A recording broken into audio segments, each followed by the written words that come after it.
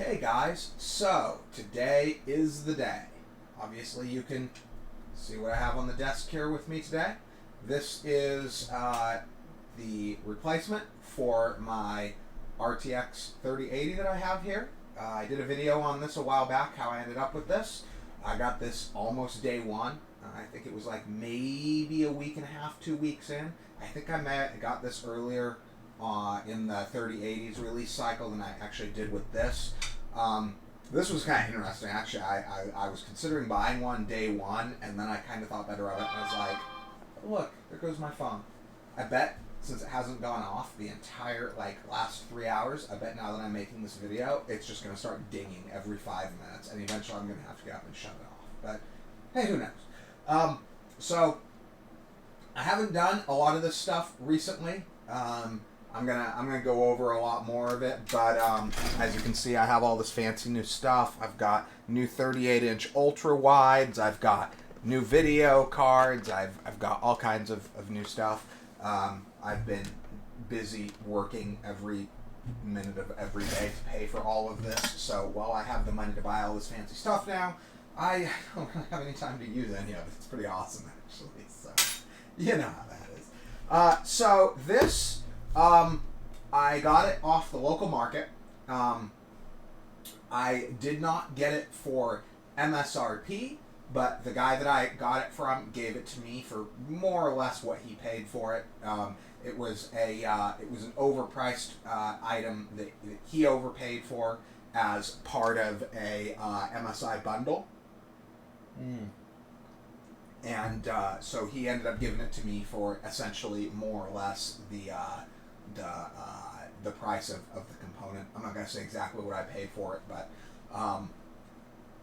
the difference between street price and MSRP I actually made up with my very, very small YouTube revenue that I pull in, which was one of my plans once my channel monetized. We're talking I'm making a couple $100 a year, but it's enough money that it was able to, again, cover the difference between MSRP for the card and street price for the card. So I was able to justify paying a little bit more than the card really should be worth without really worrying about it. So let's get to the unboxing here. This is absolutely massive. This is not the first new video card I've gotten, but it is the first. So my 1080 Ti, I got what was several weeks used when I received it. I actually purchased it from a medium-sized YouTuber who had done a review on it. But it wasn't brand new. It wasn't sealed like this was. And then the same thing with my 3080 here. I got it basically new, but it was part of a pre-built that I received like a week or two after it was new. So again, it was new, but it wasn't new. And I did, let's see, I got the box, actually. I should have pulled that out. Let's grab that, just for kicks. Be back real quick here. So, this is the box for my 1080 Ti, which I still have. Actually, the 1080 Ti is what's in the computer that I'm doing this unboxing with. So the machine that I'm actually using, I have a Sony mirrorless DSLR running HDMI into an Elgato HD60 Pro. And the system that HD60 Pro is installed in is currently running with this. This is probably, I had intended, just because it was the first really high-end card I ever bought. The 1080 Ti is going to be mine. It's permanently mine. I have sentimental attachment to that card, so it is forever mine. This is going to replace the 1080 Ti in my editing rig, editing workstation. Okay, I'm not like a full-time YouTuber, so I don't editing rig, but my workstation that does all of the stuff that isn't gaming. This card is probably going to go into there, and then on the suggestion of a friend of mine, the 1080 Ti is going to go back into its box, and maybe it'll get used again, maybe it won't, but it will be kind of a vanity item that I'm going to hold on to. This, I may or may not, I don't really need the money from it. At the same time, I don't really need a 3080 in that rig, so it's not like, I hadn't even decided what to do. I'll figure it out later. But for now, the 3080 is going in that machine. So, one of the other things I'm going to be doing too is, so the machine that this is going into is a little dated at this point. I was expecting a full, interesting, it just slides out. I was expecting a full second box inside. So, let's see how this is, so I can show you guys. The machine that this is going to be going into, the 4090, is an i9 9900K, which I really only still have because it has, I grab that, I keep forgetting. I'm not very good at scripting these videos. So, that actually matches, interestingly enough. I've been wanting one of these for like 5 years now, so this is my Z390 Godlike, which has actually been a really good board. It was the first MSI product that I liked. Before this board, I hated MSI. Before this board, I wouldn't have touched an MSI product. Now, I actually actively chose the MSI card, because at the price I paid for this card, I could have had basically any of the 4090s except the Strix. The only card I couldn't have gotten for what I paid for this at open market, reasonable, available prices was the Strix. But I didn't want the Strix. I think the Strix is an ugly card. I'm not into this new Strix. I was into the Strix before. There it goes again. What the heck? This is starting to get annoying. Let's see here. Put this thing on silent. Yeah, for those of you that have watched my stuff, you know I'm not some expert YouTuber. I'm not very good at scripting these videos, and I don't do enough of them to really get down into a routine. So, obviously, if you know anything about this and this card, the aesthetics of the card, more or less, starting with this board, the MSI video cards match the aesthetic of these godlike boards. But the bad thing about this board is that I paid, I think I paid somewhere in the neighborhood of $750, maybe upwards of $800 for this board.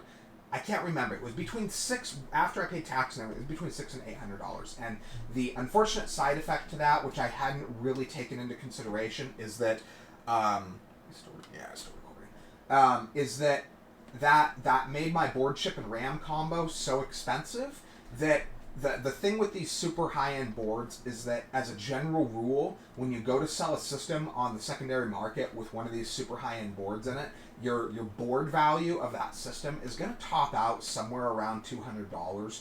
Most people who buy systems on the secondary market are not willing to pay what a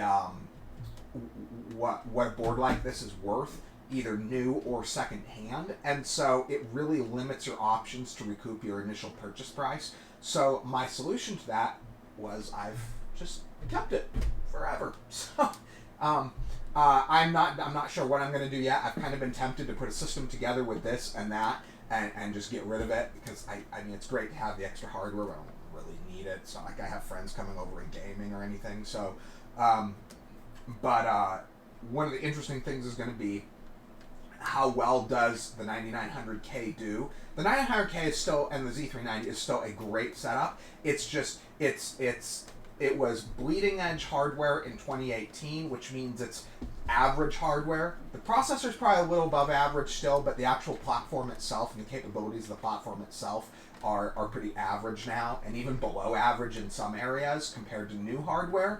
And this is bleeding edge today, and so it's just, its ability to be a mule for a bleeding edge card is probably at an end. But we'll see. If the numbers I get are where they're supposed to be, I may just keep using it. We'll see though. Prices on 12900Ks have really tanked with the release of the 13th gen, without, from the benchmarks I've seen, really dramatically affecting gaming performance. So I'm kind of... Oh, that's interesting. It only has... I thought these were supposed to have 4. That's interesting. So we have our... Oh, wow. I've never actually held one of these in my hand. Okay, I did not realize how small that was. So I got to do my, my special, the way this goes in thing. Luckily, my case is really, really big, and so it's not going to be a big deal, but, okay. What else do we got here? Oh, yes! This. I was actually kind of excited about this, to be honest, because, my case is really... So I'm running a Cooler Master Cosmos C700P as my gaming case, and so it's going to be, I think, fairly conducive to something like this, because it's a huge case that's capable of fully utilizing. So this is going to be my first, maybe second triple slot proper, like with an actual backing plate triple slot. I think I had a, just as for kicks and giggles, I picked it up for dirt cheap, like $20 or something. I picked up an old Radeon 7990. I think that it didn't have nearly as much overall girth as this card, but it was still... How am I even gonna get this thing out? I paid so much money for this card, I'm gonna be paranoid about this stupid thing. Yeah, the 7990, I think it was a proper 3-slot, but it didn't have as much physical mass as this card, obviously. Okay, we're gonna have to probably being paranoid here, but oops. I'm not one of these YouTubers that has 3 more of these cards in the back, so I really need to not break this card. So let's put it next to the 3080. Oh, wow. It's... I kind of wish they'd give us more video output ports. I feel like it's time that we get... I feel like it's time that we have video cards like this that can support 8 monitors. I really don't see why we are stuck. I get that most people don't need more than 4 monitors. I do, as you can see here. That is just monstrous. Look at that. It's not...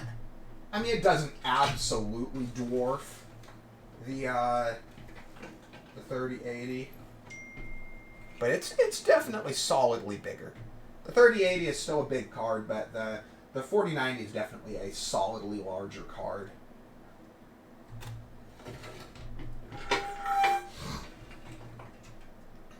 I'm definitely not a fan of this.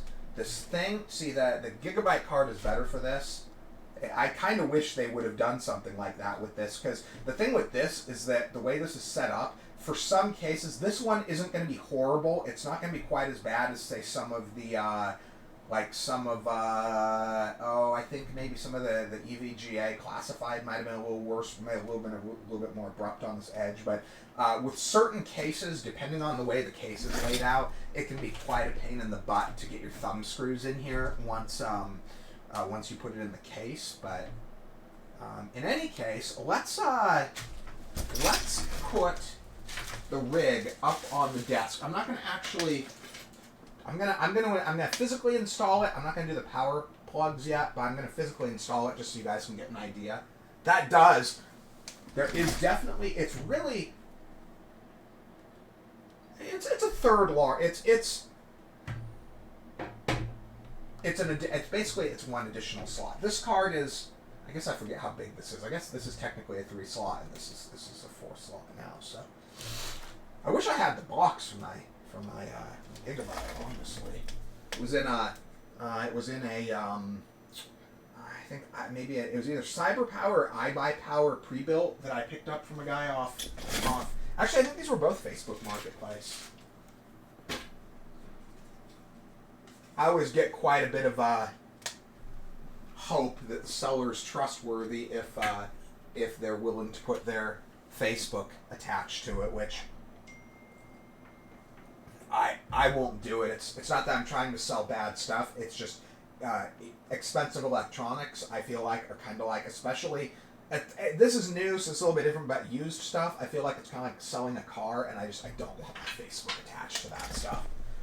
Okay, so let's, make sure there's no water or anything going on there. Let's put this here. Let's put this back in here.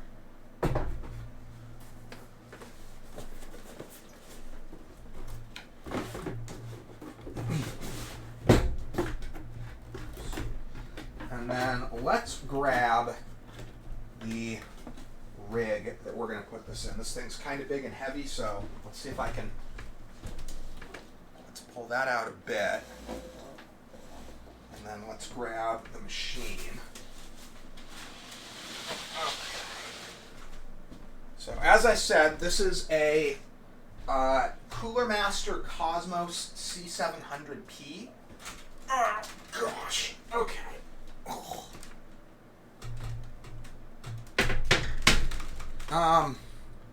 I would really like to get my hands on a C700M. I like the small changes they did to the M. However, for those of you who watch my channel, you know that I buy a ton of this stuff. Pretty much everything I buy off the local market.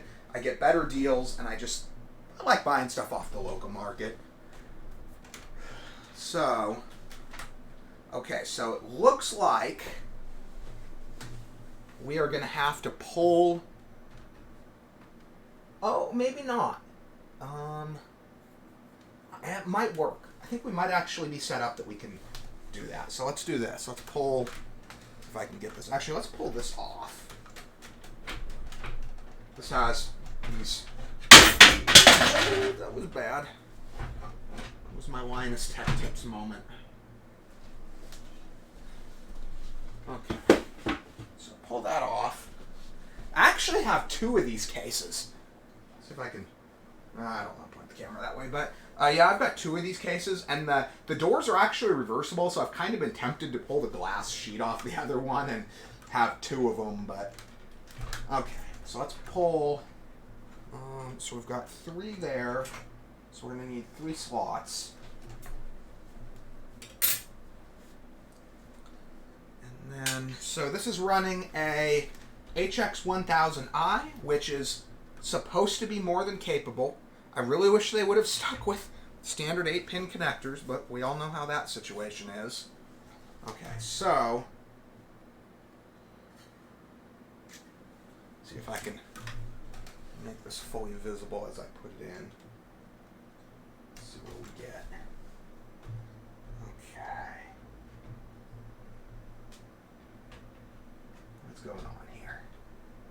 Oh, jeez. Those are being a pain in the butt. That's kind of dumb. I don't know why that's... The port plug connectors are being a little bit of a pain. Look at this thing. I mean, look at that. That's ridiculous. Okay, so that should solve that problem for now. Okay. And then I think the way it works is I think the bracket goes right here. Let's see. Okay, so that's pretty cool. The I may move my sound card down just cause, but it does fit there. And then I think the way this works, I think that this, oh, that's going to actually look really cool. Oh, that looks, okay, that's going to look clean. Or maybe, how's that supposed to even, oh, it's supposed to go like that. Okay, I see what's going on here. For some reason I was thinking it would actually go into this, which would be really cool if they found a way to make that work, but that's not how it works. Let's see, though. Let's see if it even needs it. It might not need it with the way that this is set up. It's such a really rigid card. You know what? I don't know. I almost think it doesn't need it, to be honest. I mean, I guess it could use a little more support. My my case or my oh crap, what was I saying? My motherboard. The Z390 Godlike has the metal reinforced PCIe's, which probably help a little bit. But so then, not thrilled with that. How are you even supposed to? Anyway, though, I'll do some more stuff later once I have it fully set up. But that gives you an idea of the kind of size. And this is a big case. I mean, this is what they refer to as a super tower case. So should give you an idea of the kind of size that you're going to need. And in fact, that was the problem that the original buyer had. Let's actually see here. So in theory, oh my gosh, I wonder if I can. Okay, no, it should be fine as long as it's like that. Yeah, I believe that's fine. I think the real caveat was that you needed this. You needed the do this right. Yeah, I think the big caveat with these connectors was you need this part right here. So where you see this whatever you call that PCB tape or whatever that they have on here. So you can see that. So I think you just needed. So I think it's okay if this bends like that. I think you just need this part here not to bend. So I think we are solid on that. Man, that's close though.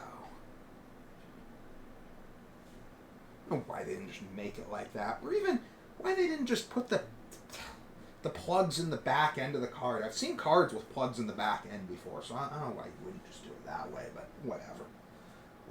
Okay, so I'm going to shut this off for a minute, and then I'll, once I get this all rigged up, I might do a little bit more. Let's see if I can find my mouse here.